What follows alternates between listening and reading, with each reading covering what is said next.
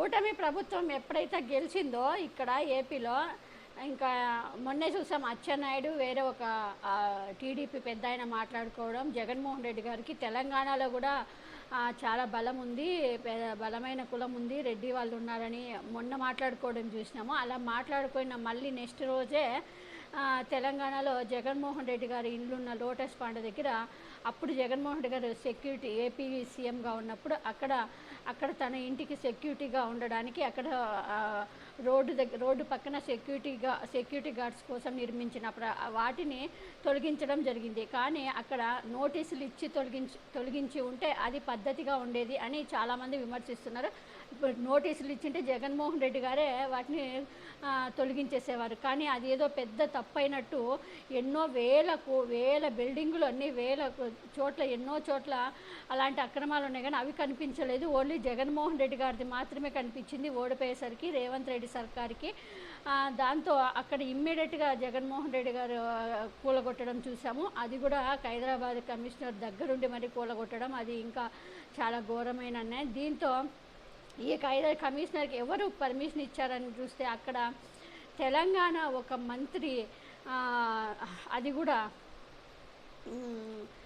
కీలక మంత్రి, దక్షిణ తెలంగాణకి చెందిన ఒక కీలక మంత్రి జీహెచ్ఎంసీ అధికారికి మౌలిక ఆదేశాలు జారీ చేయడంతో కూల్చివేత జరిగిందని, ఇది రేవంత్ రెడ్డికి తెలియకుండా జరిగిందని అంటూ ఉన్నారు. మరి అది ఎంతవరకు నిజమో తెలియదు. అందుకని దీనిపైన అమలాపాల్ సీరియస్ అయ్యి అధికారిని వెంటనే బదిలీ వేటు వేసింది ఇమ్మీడియట్గా.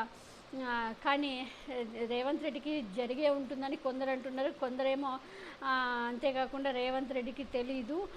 ఎప్పుడైతే జగన్మోహన్ రెడ్డి గారు లోటస్ పాండ్ని ఇలా పడగొట్టి సెక్యూరిటీ గార్డ్ రూమ్స్ పడగొట్టారో ఇలా, దీంతో అక్కడ మంత్రివర్గంలో ఉన్న కొందరు రెడ్డి మంత్రులు కొందరు రివర్స్ అయినట్టు తెలుస్తుంది. నోటీసులు ఇచ్చి మనం పద్ధతిగా ఇచ్చేసింటే బాగుండేది, కానీ అంత ప్రతీకారం ఎందుకు మనకెందుకు అనేసరికి అందుకు రేవంత్ రెడ్డి నాకు తెలియదు అన్నట్టు వాయిస్ తెలుస్తుంది. ఇక్కడ రేవంత్ రెడ్డి వర్సెస్ మంత్రులు, మంత్రి వర్సెస్ అంటే ఇక్కడ చాలా పేరు, తుమ్మల నాగేశ్వరరావు పేరు వినిపిస్తుంది. చంద్రబాబు నాయుడికి సంబంధించిన తుమ్మల నాగేశ్వరరావుకి ఏపీ నుంచి ఒక పెద్ద కీలక నేత ఫోన్ చేయడంతో ఆ కూల్చివేతలు జరిగాయని తెలుస్తూ ఉంది.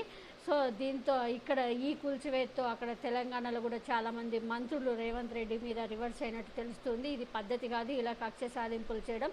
ఇంతకుముందు కూడా జగన్మోహన్ రెడ్డి గారి మీద అలా కక్షలు సాధింపులు చేయడం వల్లే చాలా మనం పోగొట్టుకున్నాము. మళ్ళీ ఇలాంటి కక్షలు మనకి ఎందుకు, అంత అవసరం ఏముంది? నోటీసులు ఇచ్చి వాళ్ళు చేయకపోతే అప్పుడు మనం తీసుకుంటే పద్ధతిగా ఉంటుంది. నోటీసులు ఇవ్వకుండా కూడా ఇమ్మీడియట్గా అలా చేయడం అనేది ఇది పద్ధతి కాదని చాలా సీరియస్ అయినట్టు తెలుస్తుంది. దీంతో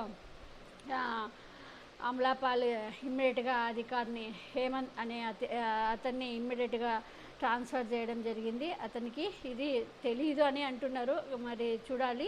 ఎప్పుడైతే జగన్మోహన్ రెడ్డి గారి మీద అటాక్స్ ఇలాగ పడగొట్టేసరికి తెలంగాణలో రెడ్డి సామాజిక వర్గం అంతా వ్యతిరేకత కావడంతో నాకు తెలియదని రేవంత్ రెడ్డి తప్పించుకున్నట్టు తెలుస్తుంది. అంతేకాకుండా మంత్రులు కూడా రేవంత్ రెడ్డి పైన సీరియస్ అయినట్టు తెలుస్తుంది. మరి చూడాలి దీనిపైన.